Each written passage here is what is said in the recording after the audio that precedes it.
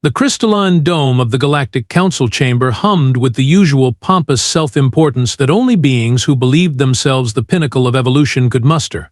Floating platforms carried representatives from across the galaxy, each species more convinced of their own superiority than the last.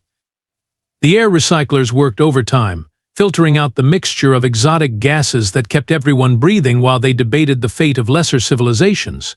Ambassador Krix'tal of the Zenthari Collective cleared his throat, or what passed for a throat in his elongated blue-scaled neck.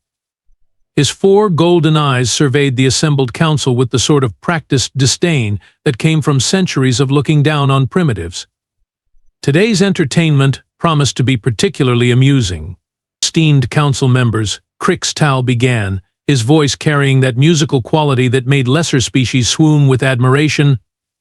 We gathered today to discuss yet another application for membership from a species that clearly overestimates its own capabilities.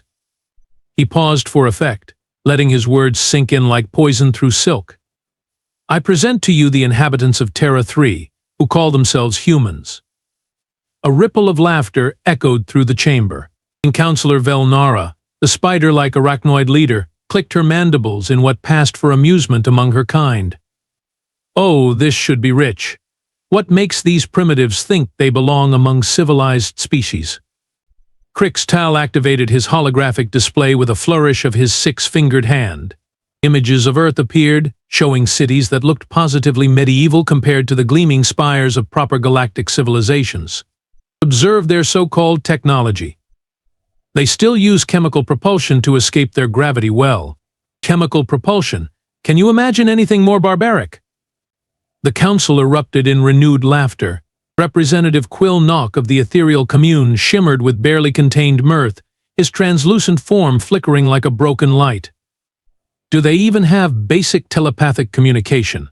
Surely they've developed some form of psychic networking by now. That's the best part, Krix'tal replied, his voice dripping with condescension. They communicate entirely through primitive sound waves and visual symbols. No telepathy, no quantum consciousness linking, no neural broadcasting whatsoever. They literally have to move their mouths to exchange information. It's almost adorable in its inefficiency. More laughter filled the chamber, the sound mixing into a symphony of superior beings enjoying themselves at the expense of the supposedly inferior. The gravitic lords bobbed in their containment fields, their massive forms shaking with what could only be described as cosmic chuckling. Even the normally stoic crystalline hierarchy allowed their forms to emit soft chimes of amusement.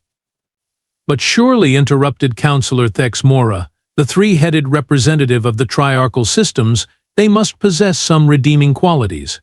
Advanced mathematics? Stellar engineering? Temporal manipulation?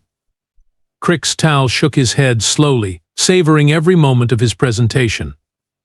Their most advanced mathematical concepts barely scratch the surface of interdimensional calculus. They've only recently figured out how to split their atomic particles for energy, something most species accomplish during their equivalent of childhood development. As for stellar engineering, they haven't even begun to harness their own sun's full output, let alone reshape it to their needs. Fascinating, mused Velnara, her 8 eyes gleaming with cruel delight. And they actually submitted a formal application? With what credentials? Oh, this is where it gets truly entertaining, Krix'tal continued, pulling up more data. They claim to have unified their planetary government just 50 of their solar cycles ago. 50 cycles. Most of our species achieved global unity before developing basic agriculture. They also boast about their resilience and adaptability as if surviving on a single planet qualifies them for galactic citizenship. The chamber filled with the sounds of various species expressing amusement in their own unique ways. Buzzing, clicking, harmonious humming, and ethereal chiming created a cacophony of condescension that would have made any self-respecting civilization pack up and leave immediately. "Where are these specimens now?" asked Quillnock, his form brightening with curiosity. "Please tell me they didn't have the audacity to actually send representatives." Krix'tal gestured toward a corner of the chamber where 3 figures sat quietly on what appeared to be primitive chairs. They looked remarkably unremarkable, even by the standards of bipedal species. 2 males and 1 female, if the biological reports were accurate, wearing simple dark clothing that seemed almost ceremonial in its plainness. "I present Maya Chen, Captain Torres, and Dr. Singh," Krix'tal announced with theatrical grandeur. "The finest examples humanity has to offer, according to their own assessment." Note how they sit there so quietly, probably overwhelmed by being in the presence of their betters. The human delegation indeed sat motionless, the female appearing to be in some sort of meditative state with her eyes closed. The 2 males flanked her protectively, though what they thought they could protect her from in a chamber full of the galaxy's most advanced species was anyone's guess. "How quaint," Velnara observed. "They actually brought their own furniture. Do they not possess basic gravitational adjustment technology?" "Apparently not," Krix'tal replied. "They require physical support structures for extended periods of sitting. Their bone density and muscle development are apparently insufficient for proper posture maintenance." The laughter reached new heights as the council members absorbed this latest revelation about human limitations.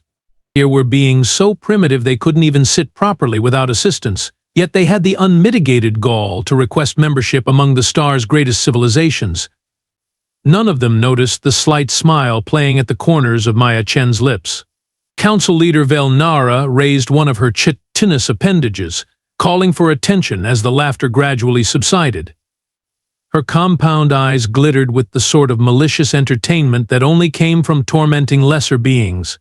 "My esteemed colleagues, while this has been thoroughly amusing, perhaps we should conduct a more practical assessment of these humans' compatibility with civilized society." The chamber fell silent, every representative leaning forward with renewed interest.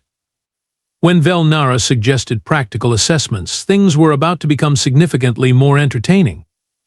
"What did you have in mind, Council Leader?" asked Krix'tal, though his tone suggested he already suspected where this was heading. Velnara's mandibles clicked rhythmically, her species equivalent of a predatory grin. "A simple cultural exchange, of course. Physical interaction protocols.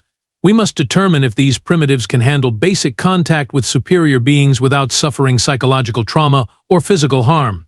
Representative Quill Nok shimmered with anticipation. "Brilliant. We wouldn't want to accidentally damage them during routine diplomatic procedures. Their primitive nervous systems might not be able to process contact with more evolved life forms." "Precisely," Velnara continued, her voice carrying that sickeningly sweet tone that predators used before pouncing. "I propose we bring in one of our council guards for a gentle demonstration.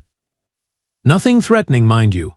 Just a simple physical greeting to test their stress responses and cultural adaptability." The suggestion was met with enthusiastic approval from around the chamber. Several representatives began placing what appeared to be bets on the humans' reactions, their various forms of currency changing hands with practiced ease. "Summon guard Thek'mor," Velnara commanded, her voice echoing through the chamber's communication systems. The response was immediate. A section of the chamber floor dilated open, and from the depths below rose a platform carrying what could only be described as the galaxy's answer to nightmares made flesh. Thek'mor stood 9 feet tall, his muscular frame covered in bio-enhanced plating that gleamed under the chamber's artificial lighting. 4 arms extended from his torso, each ending in hands that could crush steel without effort. His head resembled a cross between a predatory bird and something that had crawled out of the deepest ocean trenches, complete with rows of razor-sharp teeth and eyes that glowed with an inner fire. The human delegation remained perfectly still, though Captain Torres shifted slightly in his chair. Dr. Singh adjusted his glasses, the only sign that he'd even noticed the walking weapon that had just entered their vicinity. "Magnificent, isn't he?" Velnara announced proudly. Thek'mor represents the pinnacle of genetic enhancement and military conditioning. He's been trained in 17 different forms of combat, enhanced with biomechanical augmentations, being programmed with the cultural greeting protocols of over 3,000 species. Thek'mor stepped forward, his massive form moving with surprising grace for something that looked like it could punch through starship hulls. When he spoke, his voice rumbled like distant thunder. "Council leader, I am ready to conduct cultural assessment protocols with the primitive specimens." "Excellent," Velnara replied, then turned toward the human delegation with false concern dripping from every word. "Dear humans, please don't be alarmed. This is simply a gentle cultural exchange. Guard Thek'mor will demonstrate a standard greeting ritual from his people. It involves a simple touch to the shoulder, nothing more threatening than what you might experience in your own primitive societies." Krix'tal leaned forward, his golden eyes gleaming with anticipation. "Of course, if you feel this is beyond your capabilities, we would understand completely. Not all species are equipped to handle interaction with their betters." Captain Torres started to rise from his chair, but Maya Chen placed a gentle hand on his arm without opening her eyes. When she spoke, her voice was calm and pleasant, almost musical in its simplicity. "That sounds perfectly reasonable. I'd be happy to participate in your cultural exchange." The council members exchanged glances of delighted surprise. They'd expected fear, perhaps even panic, but this small human female seemed almost eager to interact with their finest warrior. "Wonderful," Velnara exclaimed, her mandibles clicking rapidly with excitement. "Maya Chen, is it? Such a delicate little thing. This should prove most educational for everyone involved." Maya stood slowly, stretching with the casual ease of someone preparing for a pleasant afternoon walk. She was indeed small by the standards of most galactic species, barely reaching 5.5 feet in height, with a build that suggested flexibility rather than strength. Her dark hair was pulled back in a simple style, and her clothing appeared to be some sort of exercise outfit rather than formal diplomatic wear. "Where would you like me to stand?" she asked politely, as if she were arranging flowers rather than preparing to be grabbed by a genetically enhanced killing machine. Thek'mor looked down at her with what might have been confusion. In all his years of service, he'd never encountered a being so small and apparently fragile who showed absolutely no fear in his presence. "Council leader, are you certain this specimen is suitable for interaction protocols? It appears to be constructed of particularly brittle materials." "Nonsense," Velnara replied dismissively. "Humans claim to be resilient.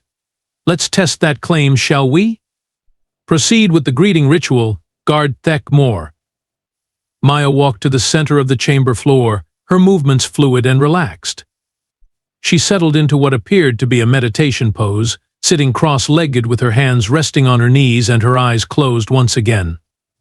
That same mysterious smile played at the corners of her mouth. "I'm ready whenever you are," she said softly. The chamber settled into an expectant hush, the kind of silence that precedes either great entertainment or great disaster. Maya Chen remained perfectly still in her meditative pose, her breathing so controlled it was barely visible. Her eyes stayed closed, hands resting peacefully on her knees, looking for all the galaxy like someone enjoying a quiet moment in a peaceful garden rather than sitting in front of a 9-foot-tall killing machine. The council members leaned forward in their various forms of seating, communication fields, and gravitational supports. This was the moment they'd been waiting for. The primitive human would finally show her true nature when faced with superior galactic power.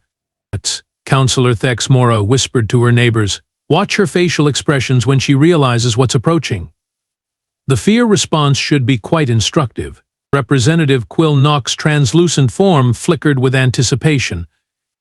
"I've recorded the bio readings of 17 different species during their first encounter with enhanced guards. The stress hormones alone should provide fascinating data." Krix'tal activated his personal recording device, not wanting to miss a single moment of human inadequacy for future presentations. "This will make an excellent addition to my archives on primitive species integration failures." Thek'mor began his approach, moving with the silent precision that had been drilled into him through decades of military conditioning. His 4 arms hung loose at his sides, ready to respond to any sudden movements, though he doubted this fragile creature could move fast enough to require defensive action. Each step was calculated, designed to minimize noise while maintaining perfect balance. His bio-enhanced muscles coiled with controlled power, his augmented reflexes operating at peak efficiency. The human didn't even twitch. Remarkable, Velnara murmured, her compound eyes tracking every micro-movement. She doesn't appear to have detected his approach at all. Their sensory capabilities must be even more limited than we assumed. Step by step, Thek'mor closed the distance. 5 feet, 4 feet, 3 feet. His massive shadow fell across Maya's small form, yet she remained as still as carved stone. The guard had to admit he was impressed by her composure, even if it was born from complete ignorance of her situation. 2 feet away, Thek'mor raised his primary right arm, extending his hand toward Maya's shoulder. The gesture was slow, deliberate, exactly as he'd been instructed. A gentle cultural greeting, nothing more. The council watched with bated breath, waiting for the moment when primitive instincts would finally overcome whatever meditation technique was keeping her calm. His hand descended toward her shoulder, massive fingers spread to make contact in the least threatening way possible. The council members held their collective breath, recording devices humming, biosensors focused, all attention centered on the small human who sat so peacefully in the center of their chamber. Contact. What happened next took exactly 2.3 seconds, though later analysis would reveal that the actual physical movement occupied less than half that time. Maya's eyes snapped open, revealing pupils dilated not with fear, but with something far more dangerous. The meditation hadn't been relaxation. It had been preparation. Her body moved with a fluidity that defied every assumption the council had made about human biology. The motion began at her core, a twist that transferred energy through her spine like a whip crack. Her right hand came up in a perfect arc, not to push away the threatening contact, but to grab Thek'mor's wrist with fingers that suddenly seemed far too strong for something so small. Simultaneously, Maya's left hand shot upward, palm striking the base of Thek'mor's skull with surgical precision, while her grip on his wrist provided the perfect fulcrum. Her legs unfolded from their meditative position, one foot planting firmly on the ground while the other swept in a motion that looked almost like dance. The leverage was perfect. The angles were textbook. The execution was flawless. Physics did the rest. Thek'mor's enhanced neck, designed to withstand impacts that could shatter mountains, found itself twisted beyond its structural limits by forces applied in directions his genetic modifications had never anticipated. The sound that followed wasn't dramatic. No thunderous crack or explosive snap. Just a soft, almost anticlimactic pop, like someone opening a bottle of expensive wine. The galaxy's finest warrior crumpled to the floor with all the dignity of a discarded puppet. Maya settled back into her meditation pose as if nothing had happened, though she kept her eyes open this time. That mysterious smile had grown slightly wider. The silence that followed was absolute.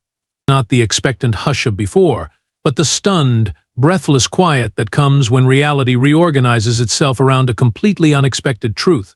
Recording devices continued to hum. Biosensors kept tracking. But every conscious mind in the chamber had temporarily stopped processing information. Thek'mor lay motionless on the polished floor, his bio-enhanced form suddenly looking remarkably fragile.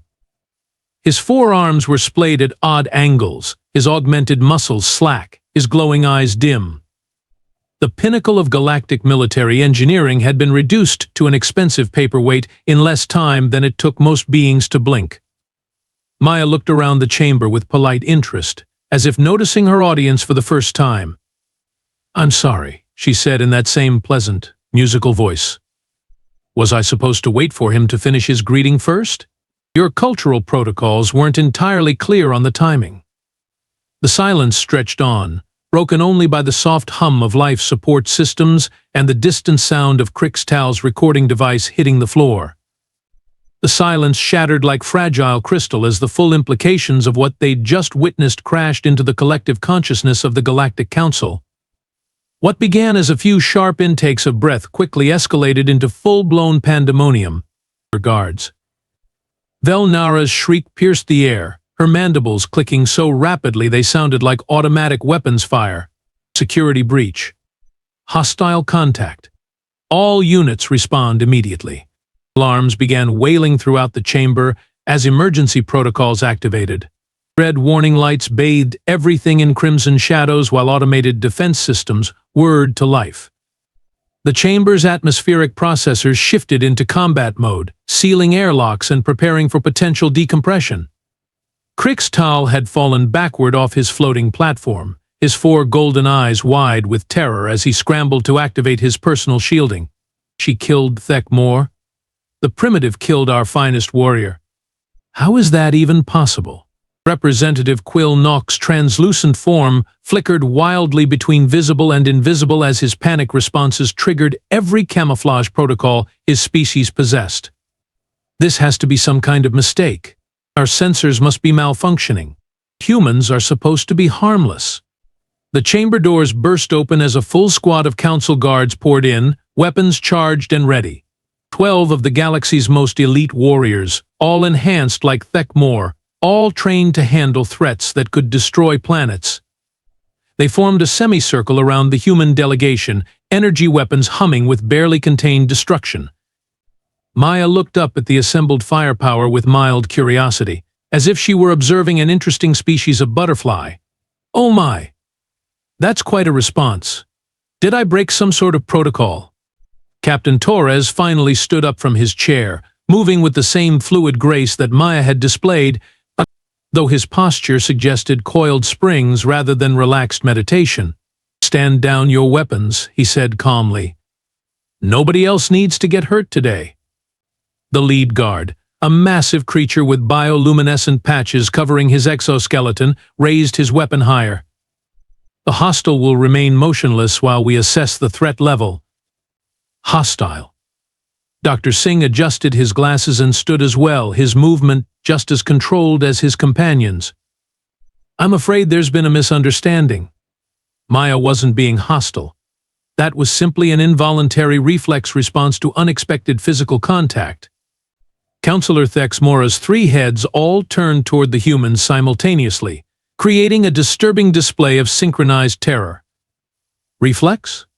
You're telling us that your species kills accidentally?" Maya nodded pleasantly. "Oh yes, it happens all the time back home." "Well, not all the time, but often enough that we have warning labels on most recreational activities. Surprise contact from behind triggers our defensive responses. It's completely automatic." The council guards exchanged uncertain glances. Their weapons remained trained on the humans, but something about the casual way these creatures were discussing the death of their most elite warrior was deeply unsettling. Dr. Singh cleared his throat politely. "If I may provide some educational context, human beings evolved on a planet where everything was actively trying to kill us. Our reflexes developed accordingly. What you witnessed was Maya's nervous system identifying a potential threat and responding with appropriate force." "Appropriate force?" Velnara's voice had risen to a pitch that made several species cover their auditory sensors. She broke his neck like a twig. "Well, yes," Maya agreed cheerfully. "The human nervous system doesn't really have settings for gentle response when it comes to perceived threats. It's more of an on-off switch. Either we're relaxed, or we're eliminating whatever triggered our defense protocols." Captain Torres nodded in agreement. "Every human has these reflexes. It's basic biology. We've been trying to breed them out for generations, but evolution doesn't give up easily. Some of us are better at controlling the responses than others." The lead guard's bioluminescent patches began flashing in patterns that indicated extreme distress. "Are you saying that all of your species possess this capability?" "Oh, absolutely," Dr. Singh replied with academic enthusiasm. "But though Maya here is particularly well trained, it's former military, you see. Her reflexes are more refined than most. The average human would have probably just broken his arm and given him a concussion."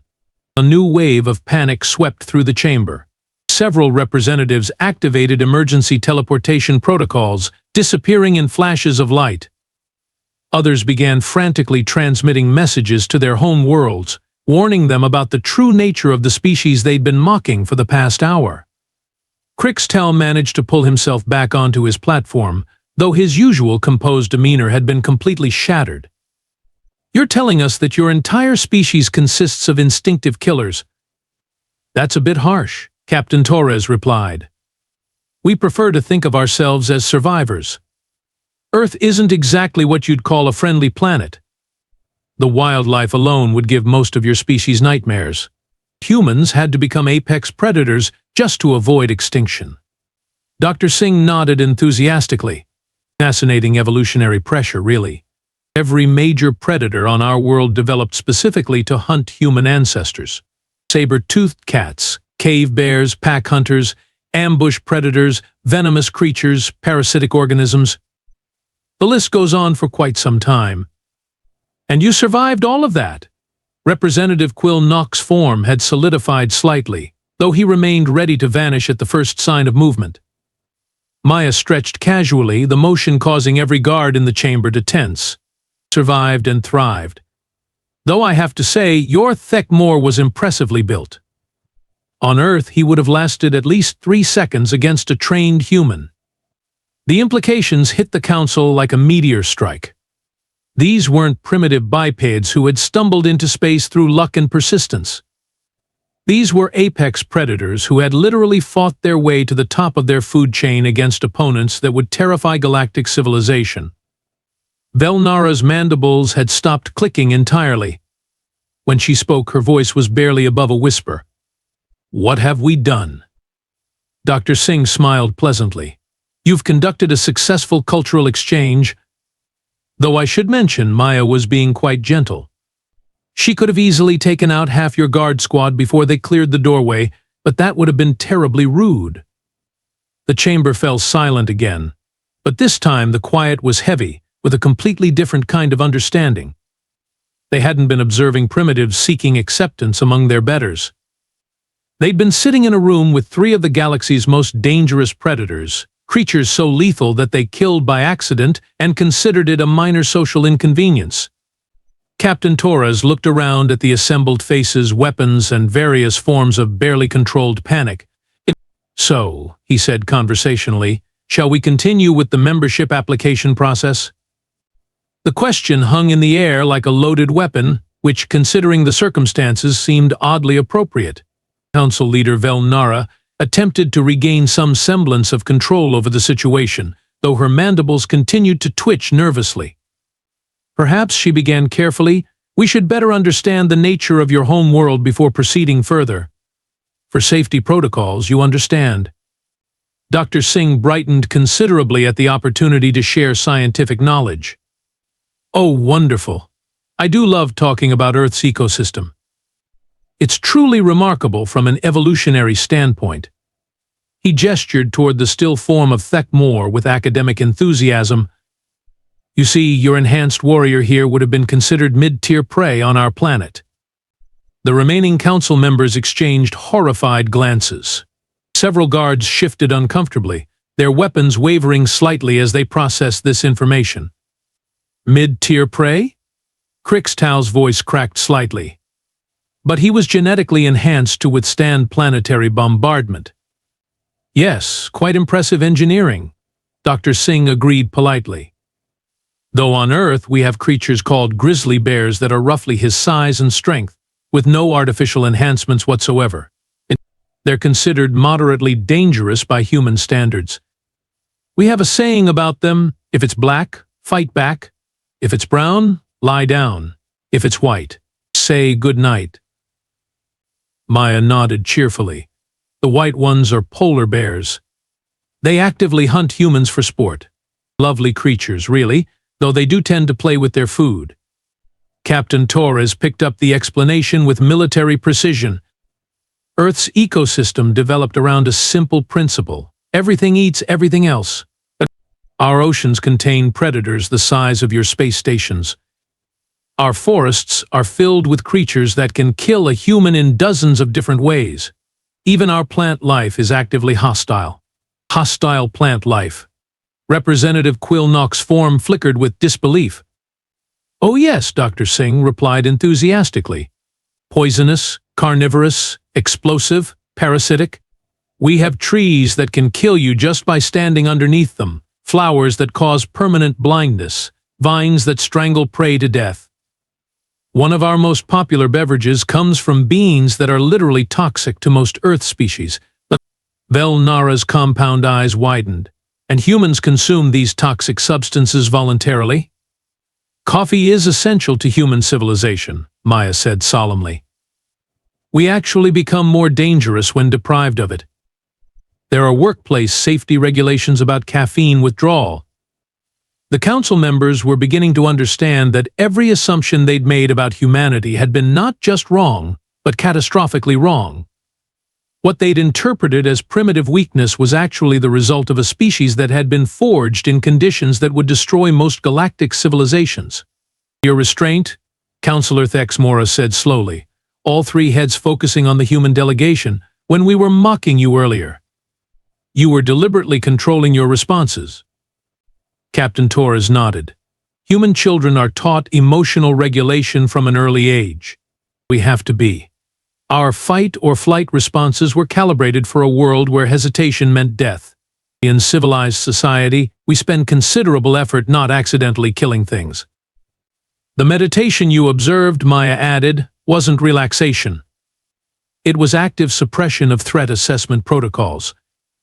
I was literally holding myself back from identifying every potential weapon in this chamber and calculating optimal elimination sequences for each of you. The guards' weapons drooped slightly as they processed this information. They'd been standing in a room with someone who had been mentally planning their deaths while appearing to nap. Dr. Singh adjusted his glasses thoughtfully. It's quite fascinating, really. Humans developed intelligence specifically to create better ways to kill things. Tool use, strategy, cooperation, abstract thinking. All of it evolved from our need to be more efficient predators. What Ambassador Krix'tal described as our lack of psychic abilities, Captain Torres continued, is actually an evolutionary advantage. Telepathic species can be predicted, influenced, controlled.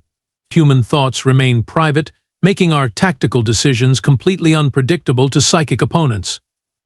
Maya stood up and walked over to Thek'mor's motionless form, looking down with what appeared to be genuine regret. I really am sorry about this. In human society, what I did would be considered assault, possibly manslaughter. We have very strict laws about proportional response. She looked back at the council with that same pleasant smile, though now it carried entirely different implications. Of course, proportional response assumes the other party isn't attempting to establish physical dominance through intimidation. In that context, eliminating the threat becomes self-defense. The chamber fell silent as the full weight of Maya's words settled over the assembled representatives. They hadn't conducted a simple cultural exchange.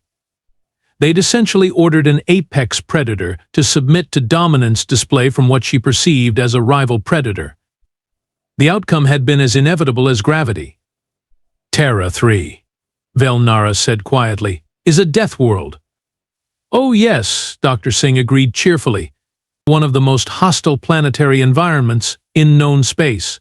Humans are the only sapient species it produced because we're the only ones violent enough to survive there. Maya walked back to her chair with fluid grace, each step a reminder of the controlled lethality she represented. But we're very friendly once you get to know us. The transformation in the chamber's atmosphere was immediate and absolute, where moments before there had been condescending laughter and casual mockery. Now there was the kind of respectful silence typically reserved for natural disasters and armed nuclear devices. Council leader Velnara's mandibles clicked once, sharply, calling for immediate attention.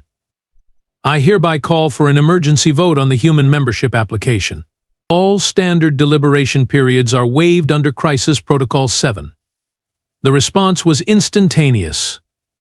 Every representative guard, and automated system in the chamber registered their approval so quickly that the voting display didn't even have time to properly initialize before showing unanimous consent. Even the species that had been placing bets against humanity moments earlier were now frantically signaling their enthusiastic support. Ocean carries, Velnara announced, her voice steady despite the nervous tremor in her appendages. Humanity is hereby granted full membership status in the Galactic Council, effective immediately.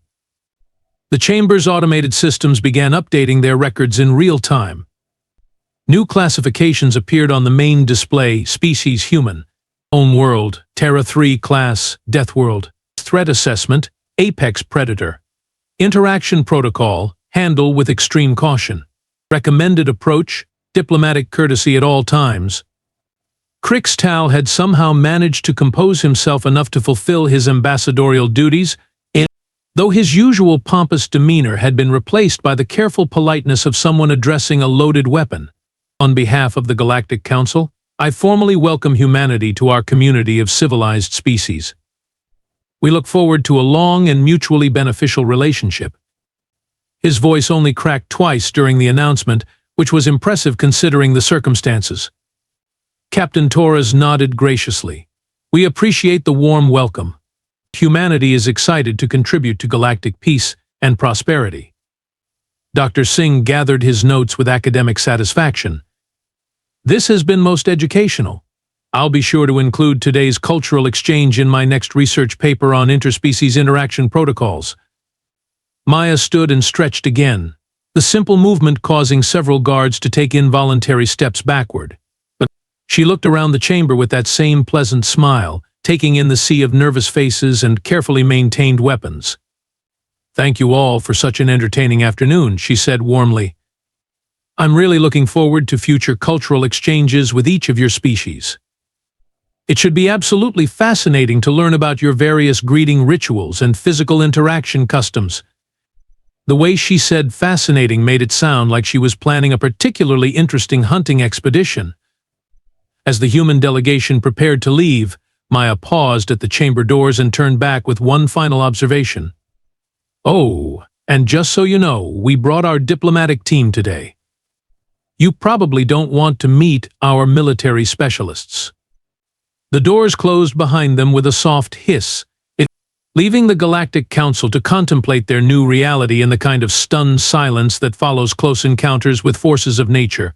Somewhere in the chamber's medical bay, Thek'mor's body was being prepared for what would undoubtedly become the galaxy's most expensive lesson in cultural sensitivity.